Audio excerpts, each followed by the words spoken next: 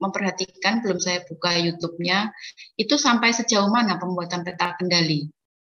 Kalian sudah berlatih membuat?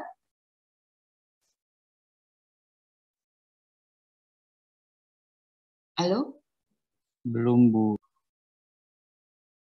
Belum mencoba? Tidak ada tugas untuk membuat peta kendali? Iya, Bu, belum. Kemarin Nggak ada? itu hanya perhitungan, Bu. Oke, jadi hanya menghitung angka-angkanya aja ya? Membuatnya belum? Belum. Oke. Oke, ini kemarin sudah ya. Kemarin ini sudah. Jadi ini mungkin saya titik garis bawahi lagi ya.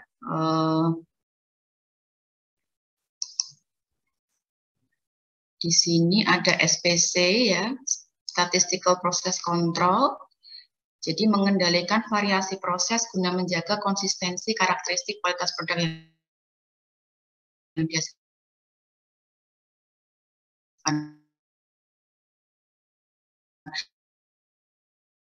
Kalau jadi sebenarnya ada dua hal ya. Kalau misalnya bentuknya dia sudah akhir, dalam artian dia sudah dalam produk yang dilotot itu bisa rework ulang. Tapi kalau misalnya dalam proses ya, kalau SPC ini dalam proses ketika frekuensinya itu cukup dekat ya, misalnya 1 jam per 2 jam, itu tidak perlu di rework keseluruhannya begitu ya. Jadi ada dua hal yang dilakukan.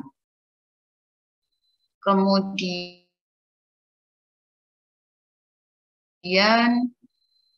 oke. Jadi ini ya tindakan pada proses dan tindakan pada lot. Kalau lot itu berarti dia sudah ada dalam misalnya di gudang gitu ya. Jadi kita mengambil sampel atau ada dalam batch berapa gitu. Tapi kalau dalam proses berarti proses berjalan dalam line produksi itu. Gitu. Jadi kita ada di lantai produksi.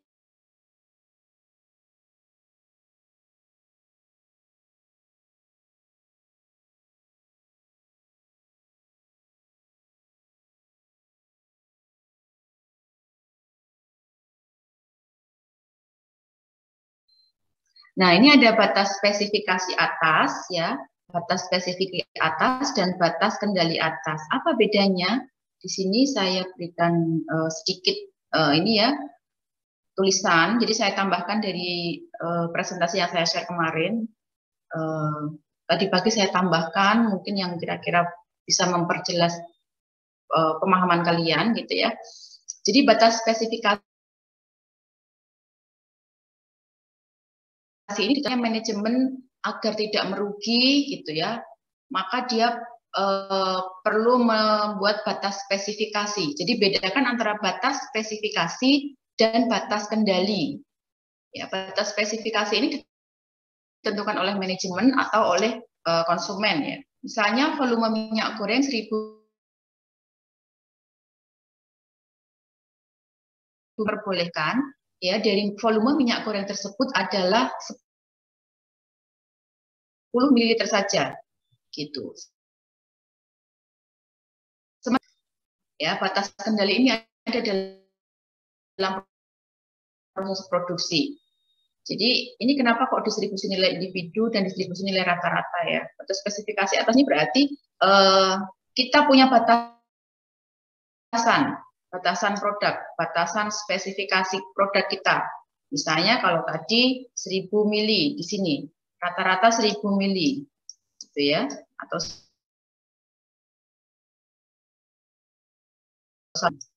gitu. Batas kendali, batas spesifik atasnya berarti 1000 berapa?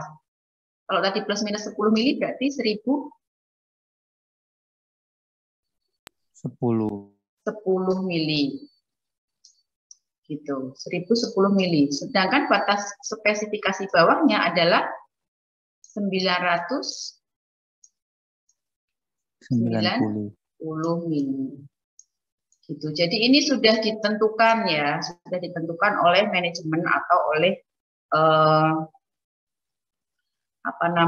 konsumen. Gitu. Sementara batas kendali ini adalah proses. Jadi misalnya ketika saya di perusahaan minyak goreng itu ya, Minyak goreng itu misalnya saya mulai dari jam 8 pagi. Kita mulai setup dan sebagainya. Oke, running, start gitu. Ternyata waktu pengisian volume pada pagi hari itu misalnya ini sama ya 1000 mili di sini misalnya.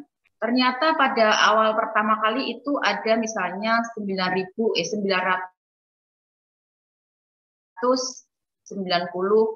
misalnya, pada di titik ini, misalnya seperti itu. Kemudian pada jam berikutnya, misalnya pas 1 liter atau 1000 mili. Begitu. Kemudian makin siang ada di titik ini misalnya. Jadi ini untuk melihat real kejadiannya gitu ya di lantai produksinya begitu. Kalau ini adalah standar ya, standar yang diharapkan oleh perusahaan gitu. Oke, next.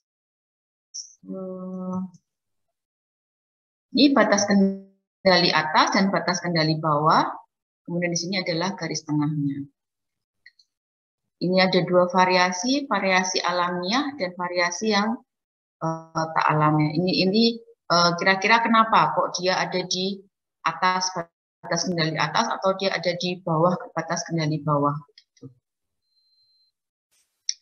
Nah, peta kendali, kalau mungkin kemarin Pak Didin masih menyampaikan secara umum, itu pada prinsipnya dibagi menjadi dua ini ya, yang kemarin saya minta untuk kalian garis bawahi, data variabel dan juga peta atribut. Karakteristik dari datanya itu apa? Apakah dia variabel ataukah dia atribut? Begitu. Kalau variabel itu apa kemarin? Lupa saya.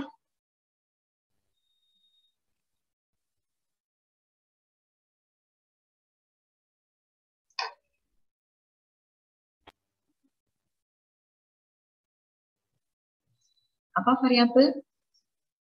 Kalau tadi volume itu variabel atau atribut?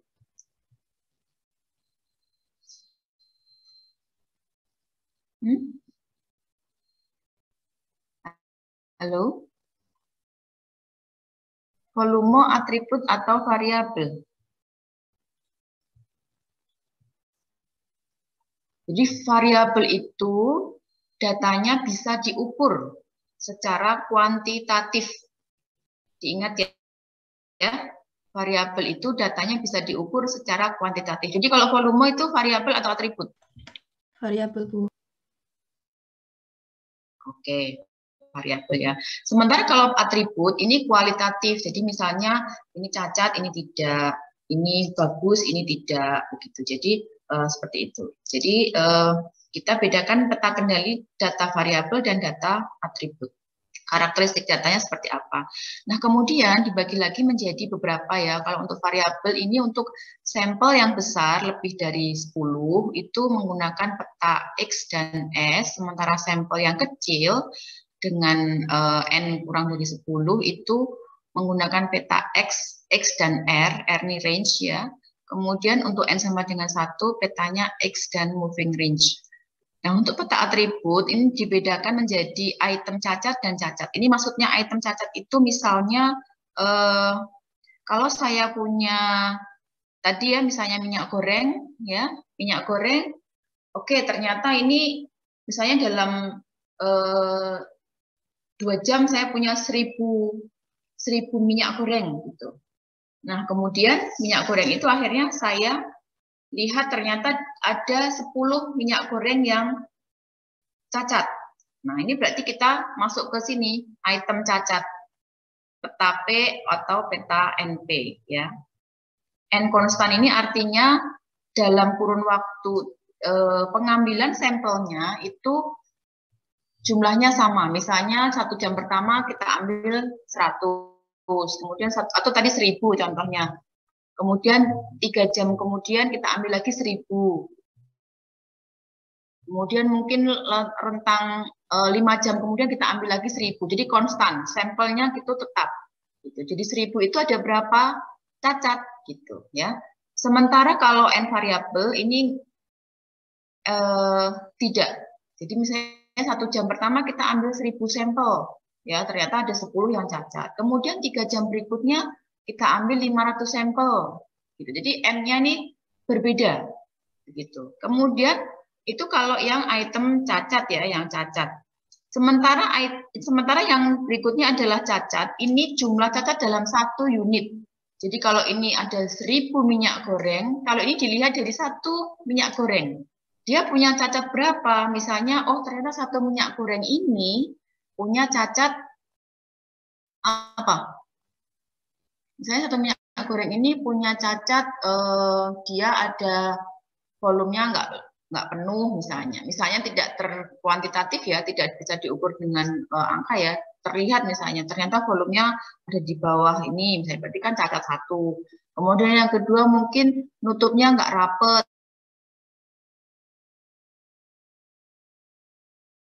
Lagi dalam 1 unit itu dia ternyata termasukkan zat yang lain atau benda asing. Berarti dalam 1 minyak goreng itu dia punya 3 cacatnya ya. Kalau di sini adalah jumlah cacatnya dalam 1 unit. Oke, kemudian ini sudah tadi.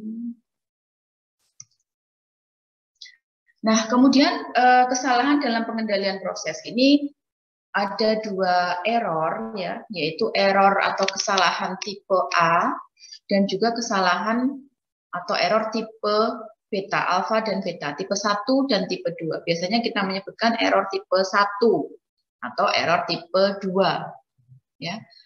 Error tipe 1 itu adalah kesalahan yang terjadi pada saat nilai sampel ada di luar batas kendali, namun proses sebenarnya dalam kendali.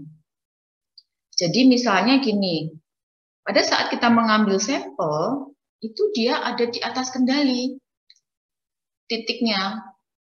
Gitu. Ya, misalnya tadi ternyata kendali kita misalnya ada di titik 1005 mili misalnya ya. Ternyata pas kita ambil itu 1010 mili. Ya. Kita sudah menduga, aduh ini di luar kendali nih. Gitu. Apa yang harus kita lakukan? Kita harus mungkin menghentikan produksi sementara atau untuk mengecek apakah pengisinya itu rusak dan sebagainya atau gimana gitu. Kita sudah dalam tanda kutip sudah waspada. Ya. Kita mengambil keputusan yang cenderung ini sudah di luar kendali. Padahal ternyata hanya sampel itu saja. Itu. Ternyata pada proses-proses berikutnya itu nggak apa-apa. Gitu. Jadi ini kesalahan yang terjadi pada saat nilai di luar batas kendali, namun proses sebenarnya dalam kendali. Kalau kita sudah terlanjur mengambil tindakan misalnya maintenance atau mungkin bahkan rework, itu kira-kira siapa yang rugi kalau ternyata pada kondisinya dia ada dalam batas kendali? Kira-kira yang rugi siapa? Kalau kita lakukan rework, kemudian kita lakukan penghentian produksi sementara, kita lakukan maintenance peralatan dan sebagainya, kira-kira siapa yang rugi? Perusahaan. Perusahaan ya. Jadi makanya ini disebut sebagai resiko produsen. Ya, error tipe 1 itu resiko produsen. Sebaliknya, error tipe 2 resiko konsumen. Jadi sampel yang kita ambil itu dalam batas kendali. Ya, semuanya ada dalam batas kendali. Namun ternyata prosesnya sebenarnya tidak dalam kendali, dalam artian dia bergeser. Misalnya ternyata dia menurun terus. Ya, ada tren menurun terus. Begitu. Padahal aslinya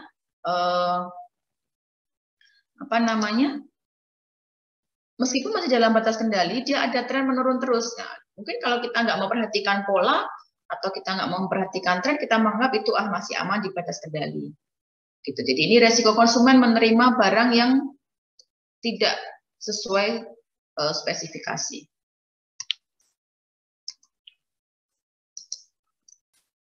Oke, tadi ya.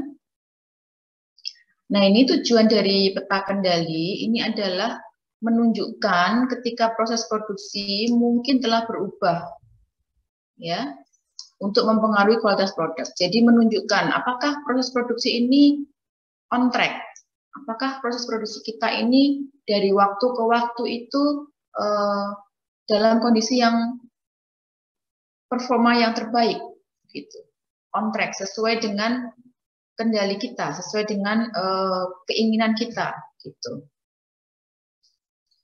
Jadi ada indikasi apakah dia terjadi error atau terjadi perubahan dan sebagainya. Ya. Oke, ini disebut pengendalian proses statistik proses kontrol. Nah, ini mungkin gambaran dari variabilitasnya ya, dan juga dari rata-rata. Jadi misalnya seperti ini. Jadi kita pada ini misalnya ini kan nggak kelihatan ya. Ini T ya, T.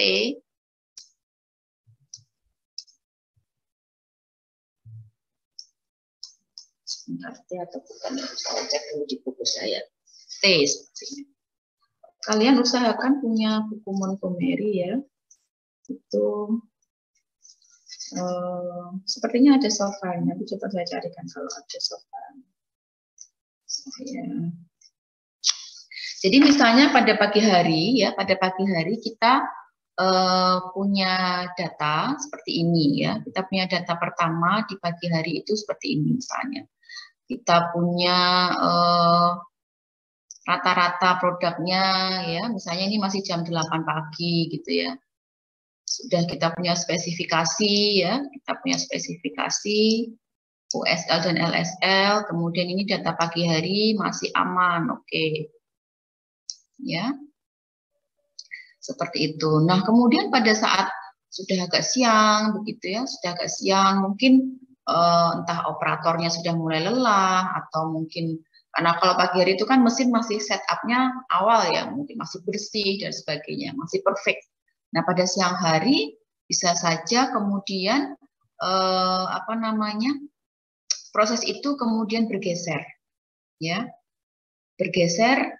Awalnya yang misalnya sesuai target rata-rata di sini, ya, sesuai target. Ini mu 0 ini kan berarti rata-rata ya, rata-rata.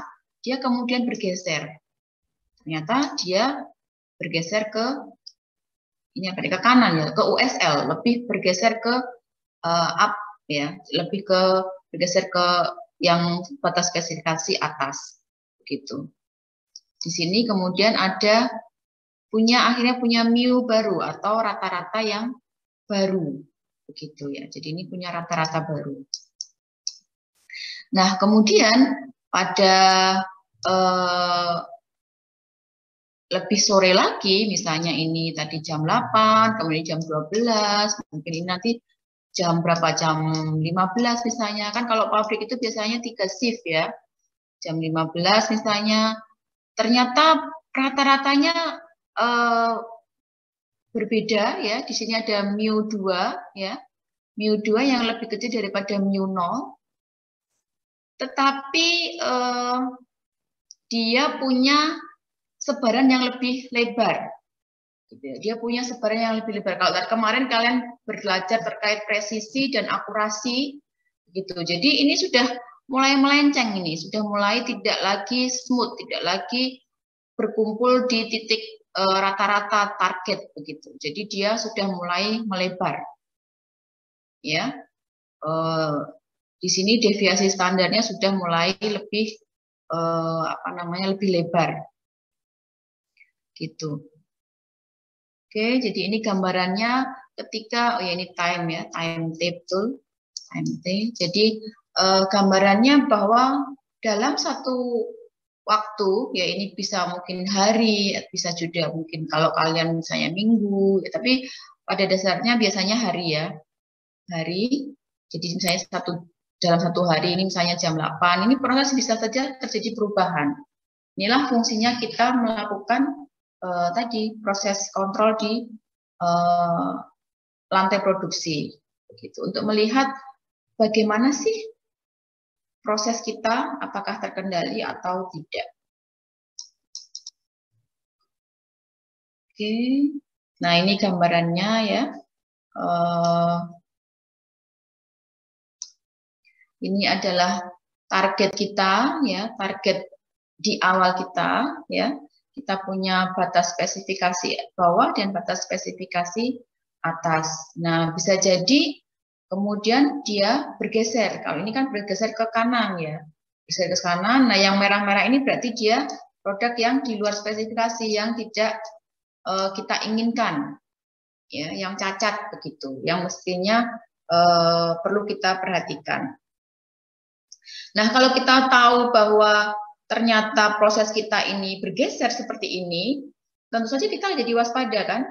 Kita waspada sehingga kita akan melakukan tindakan-tindakan yang berusaha agar, ya, proses produksi kita itu membaik atau kembali lagi dalam target. Gitu. Itulah mengapa kemudian fungsinya dia mengurangi variasi proses, mencegah cacat. Tapi maksudnya seperti itu. Jadi by time, berdasarkan waktu, kita tahu ternyata, misalnya kita tahu proses kita itu di luar kendali, kita akan berusaha untuk memperbaikinya, gitu. Sehingga peta kendali ini kenapa disebut kemudian bisa mengurangi variasi proses dan mencegah cacat next-nya, ya, berikutnya, pada time berikutnya, gitu. Jadi kita berusaha untuk di sini memusatkan proses, kemudian mencegah cacat, ya. Kalau kita geser seperti ini kan harapannya ini kan hasilnya, ya. Harapannya kita nanti mendapatkan yang di sini. Gitu. Ya. Jadi fungsinya ini mengurangi variasi proses. Tidak lebar, ya. Kalau terlalu lebar juga bisa jadi nanti cacatnya banyak. Ini yang pertama, mengurangi variasi proses. Yang kedua, memusatkan proses. Jadi kita berharap dia ada di target. Seperti tadi, kita harapkan 1000 ml minyak goreng. Dekat, plus minusnya tuh dekat. Ya, nggak sampai yang jauh. Ya, mungkin saja kalau misalnya terlalu lebar seperti ini, bisa saja hasilnya ada yang 1020 mili, tapi ada juga yang 970 mili. Itu kan berarti range-nya terlalu luas, gitu. Nah, karena fungsi dari peta kendali ini adalah mengurangi proses, variasi proses, ya, dan juga memusatkan proses, gitu ya. Maka kita akan memiliki dua peta kendali. Peta kendali terkait variasi dan peta kendali terkait proses. Kalau di data karakteristik variabel itu nanti, jadi ini berpasangan, selalu ada dua, ya, selalu ada dua. Kita melihat dari, biasanya ada yang membuatnya bersama-sama, tapi biasanya kita juga membuatnya yang terpusat dulu, range dulu, ya, baru kemudian kita melihat variasinya, ya. Terpusat dulu, ya, memusatkan proses dan juga mengurangi. Kalau memusatkan berarti rata-ratanya.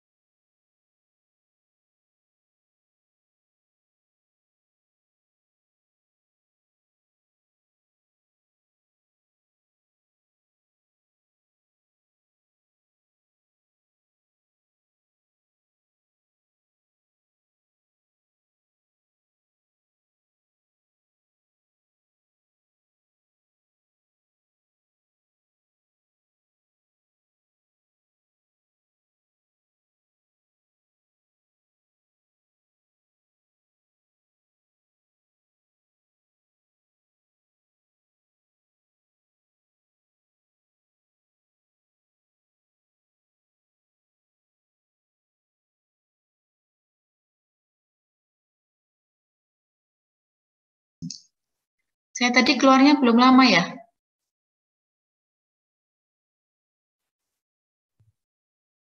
Belum? Belum.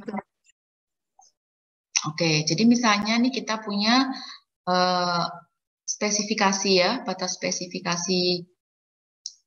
Oh ini kok UL ya harusnya ya.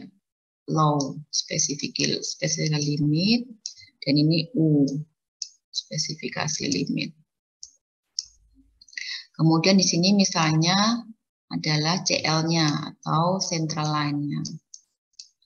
Ya, misalnya kita ngambil ini contohnya misalnya sambel ya pada jam 8, kemudian 9. Jadi tiap jam kita ambil, meskipun mungkin sampelnya nggak harus satu, tapi di contoh ini kita akan buat satu saja ya. Bisa jadi sampelnya nggak satu ya, kalau di real industri bisa jadi lebih dari satu. Misalnya pada sampel pertama jam 8 ya, sampel yang kita ambil pada jam pertama itu adalah 55,5 misalnya. Oke, ada di sini. Ya. Kemudian pada jam 9 ternyata dia di sini 55,1 misalnya. Kemudian pada jam 10 dia ada di 55,9 ya. Kemudian di jam 11 ternyata dia ada di batas seperti ini, 56,1 misalnya. Nah, ketika sampai di situ, ini kan bisa kita buat ini ya, grafik. Ini kan kita sudah membuat peta kendali sebenarnya. Nah, ketika dia ada di sini, ini kita perlu melihat, ya, perlu melihat kira-kira kenapa gitu. Kenapa kok dia ada di atas spesifikasi? Ya, kita perlu melihat kenapa dia ada di atas spesifikasi. Oh, ternyata misalnya apa misalnya? Misalnya mesinnya mungkin terlalu settingannya mungkin kurang pas misalnya, atau apa ya? Bisa jadi orangnya mungkin misalnya misalnya manual gitu ya, mencetnya mungkin kebablasan misalnya kayak gitu. Jadi kita perlu melihat ini apa sebabnya. Kemudian kita bisa merevisi ya, setelah kita perbaiki, kemudian hasilnya bisa membaik misalnya. Jadi inilah kenapa kita sebut sebagai peta kendali. Ya, kita perlu melihat time by time. Gitu. Ini misalnya seperti ini. Kemudian mungkin jam 12 berapa gitu. Nah, data yang kita punya ini ya, ini kan tadi USL LSL ya, USL LSL. Data yang kita punya ini kemudian setelah kita analisis, ini data pertama, data kedua, data ketiga, data keempat, ini kan tadi sudah kita perbaiki ya, data kelima, ini kemudian menjadi peta kendali kita dengan kita punya, kalau ini tadi kan sebenarnya USL dan LSL ya, spesifikasi. Nah, dari data yang kita punya ini,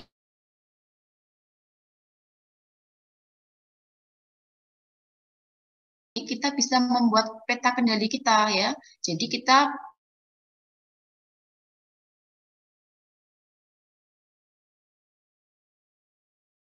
data pertama, 2,